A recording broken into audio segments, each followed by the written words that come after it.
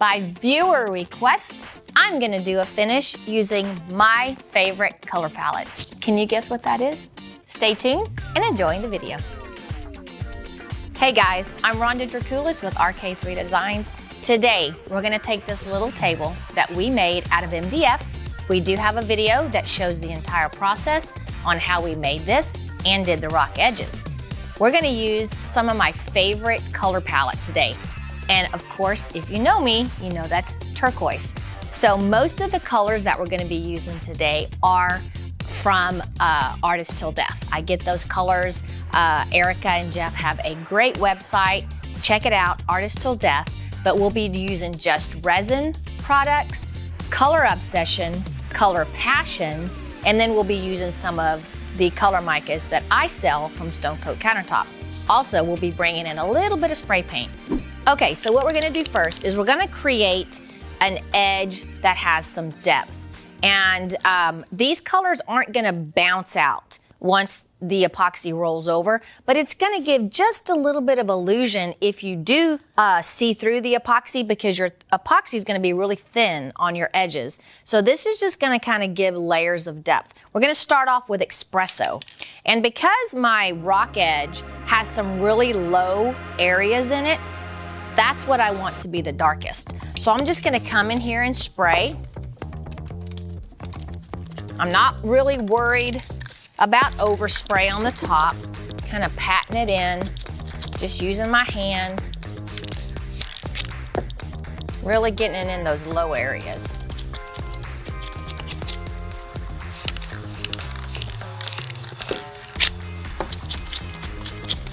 Okay, I've got me a good base. Now I'm gonna just start building color. This is Lagoon, one of my very favorite color spray paints. Now on this one, I'm gonna actually spray my hand because I don't want to get it as thick or as bold on those edges. So I'm gonna put some on my hand. And then I'm just gonna kind of lightly tap. And I don't have to go over every single inch of it because I still want that brown to come through.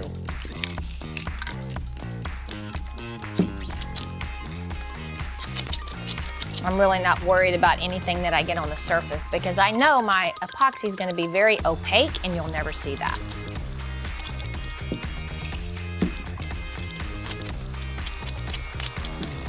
Okay, now I'm going to come in with deep mint. A little bit different shade of a turquoise. Give it a little highlight.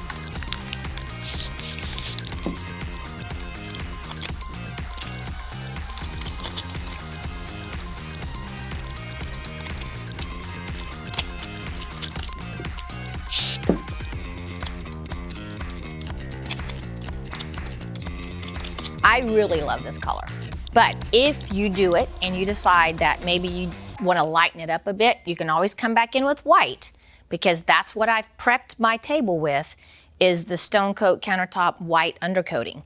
So if I want to lighten up areas, same thing. Take the white, and now I can just come in here and lightly lighten my area up. You don't need a lot of the white. You don't want to overpower. You still want to have depth.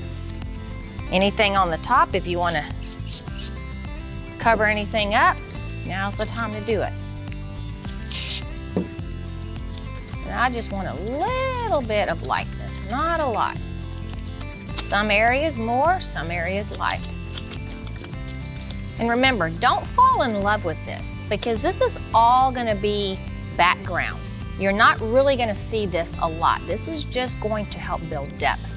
All right, so we'll let that dry, mix up our colors, and go to the next step.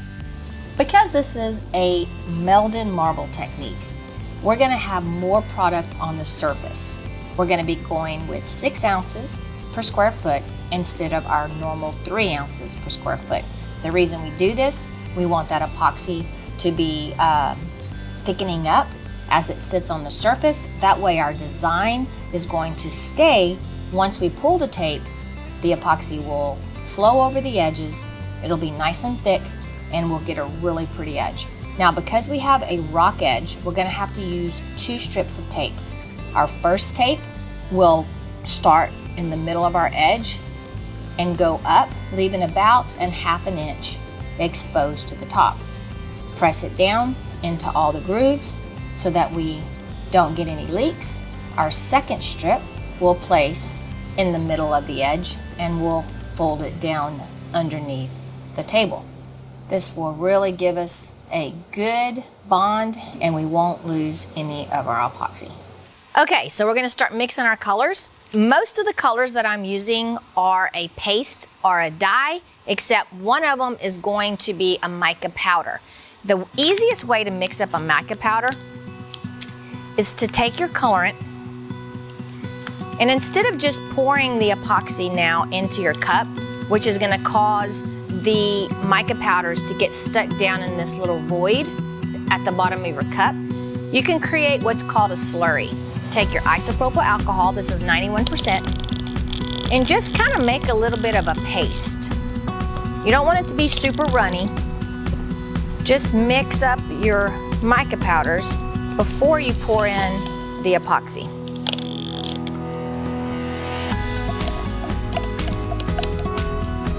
This is about the consistency that you want it to be.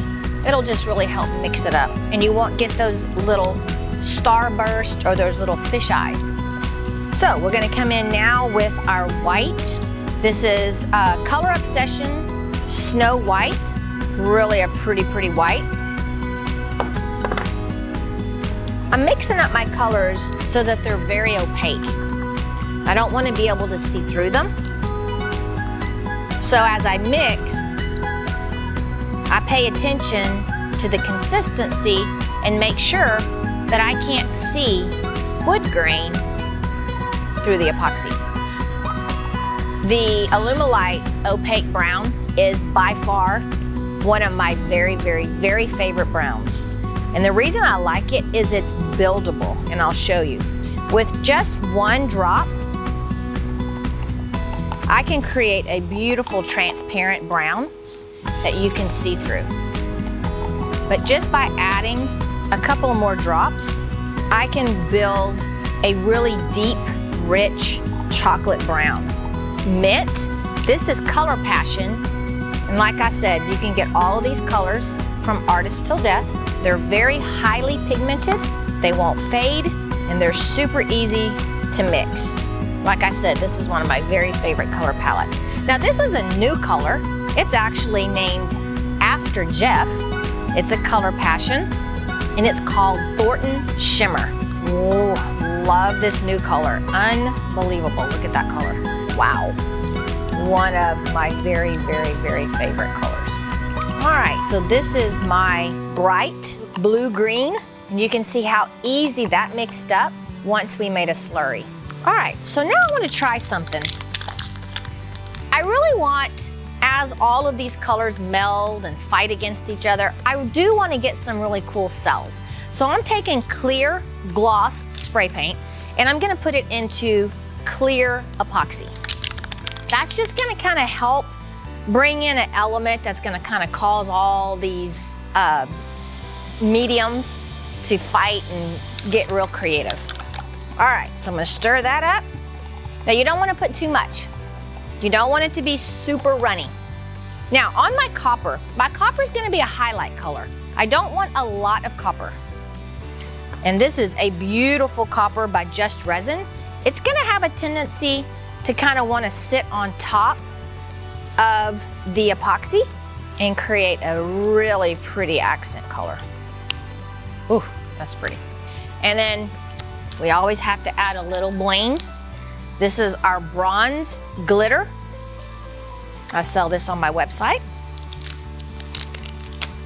This is a very fine glitter. It's really gonna stay suspended and give us just enough bling. Wow, look at that. Okay, so I took my bucket, turned it upside down, and so what I did that for is to take all of that epoxy, run down. I'm not wasting any product. What I want to do now is just create kind of a a grease coat or a slick coat, or as I call it sometimes, and I've been corrected, is I'm lubing up the board. So that's what I'm doing. Take a Bondo spreader. You can take a popsicle stick, anything that you want to, and I'm just gonna do a super tight pull on the material, and all I'm trying to do is really get that material onto the board so that I just kind of grease it up. Epoxy likes to roll where there's already epoxy on the surface. So when I get ready to lay down the rest of my colors, they're gonna really meld and roll over the edge really nice, or over the surface, I should say. Doesn't really matter what color you do this with, and you don't need a lot because you're really gonna pull it tight, making sure you get into all those edges. Now, once I have all my edges and the surface covered, I like to kind of pile my colors in little puddles. Just kind of create some neat little veins. Okay, so now we're just gonna start randomly laying the colors down. So I'm gonna go ahead and start off with, I guess let me start off with my darkest color, which is my Thornton Shimmer. And I'm just gonna lay it down, really not doing any kind of pattern. And I'm gonna leave a little bit in the cup. Next, I'm gonna come in with my mica powder. Now, it doesn't matter what order you do this in, but I am gonna leave my copper and my glitter last. Now I'm just kind of filling in my white areas. Leaving a little bit in there. I think I'm gonna come in with my brown now. Kind of work it into the white areas. Don't really overthink this, guys. That's when you get in trouble, when you overthink. All right, last color is the mint.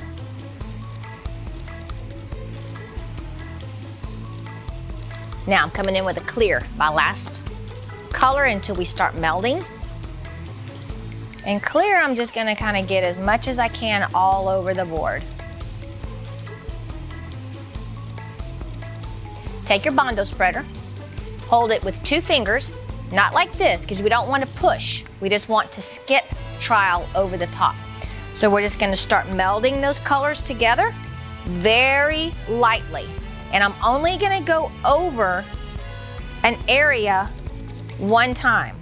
I don't wanna continually go over an area, because what'll happen is I'll make that area look like mud. If I have any really big blocks of color, I can bring material over that area. Making sure that I'm getting plenty of material up to my edges. Okay, very nice. All right, now I'm gonna come in with my white. Now you could add your white in at the same time and meld it all together. You just have to be very careful when you add a lot of white, because that white can really take over. So now I'm just gonna very lightly touch it. I want to have big areas of white, so I'm not moving it a lot. Oh yeah, I like that. I really like these designs. I like how it's starting to kind of play with each other and fight with each other. All right, so I'm gonna torch it. When I come in with the torch, I'm gonna come about 1.5 inches, 2 inches away, and I'm gonna very quickly go over the surface. Now this is when you sit back and you just kind of let the epoxy and the colors do their thing before you make any kind of judgments.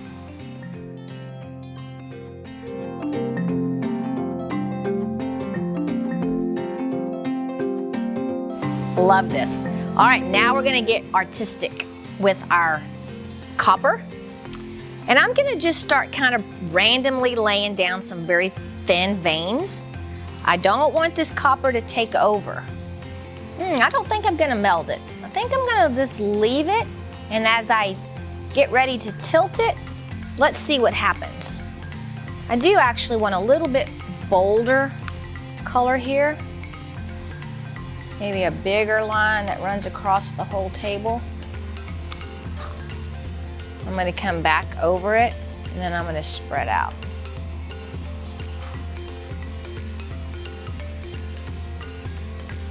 All right, I'm going to do the same thing with the glitter. I think I'm going to bring a little bit of that glitter right on top of that copper. Wow, that's pretty. All right, then I'm just going to very, very thinly run those glitter veins through there. So I have some real distinct areas of glitter, and then I have some really thin lines of glitter. Now I'm going to bring back a little more copper over here where I added that glitter. So I have them mixed together. That looks really pretty. Okay, so now I'm going to start tilting a little bit.